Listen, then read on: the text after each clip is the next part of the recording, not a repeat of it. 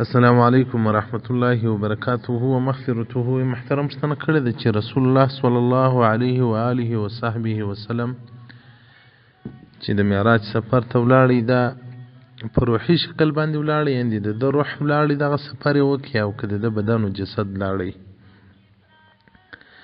محترم ابن علي کاري رحمت الله علیه وایي چې رسول الله صلی الله علیه وسلم چې دغه سفر وکړي، دا په جسد سره وکړي، او فی الیقظة او په ویښه باندې دا سفر وکړي. دا قول د عبدالله بن عباس او د جابر او د انس او د حذیفه او د عمر رضی الله تعالی عنهم اجمعین هم پر دغه خبره باندې متفق دي چې رسول الله صلی الله علیه و آله و صحبه وسلم چې د مسجد الحرام څخه او مسجد الاقصی ته ولاړی، له هغه ځای څخه بیا و اسمانو ته وختي، دا په جسد او په روح دواړو سره و، فی الیقظة په ویښو باندې و. ابن علي کاري دې ته پوره وضاحت ورکړی دی.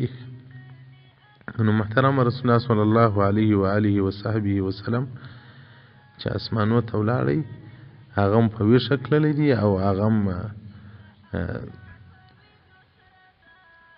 جسد بدني شکل باندې تللی دی، دی نه دی چې خوب او یا مثلا روح د تللی و. شرح شفا للقاضي عیاض د ابن علي کاري الهروي رحمت الله علیه د شفا باندې شرح کړې ده، درې جلده ده، جلد اول صفحه 411 دې ته پر وضاحت ورکړی دی. والسلام علیکم ورحمت الله وبرکاته ومغفرته.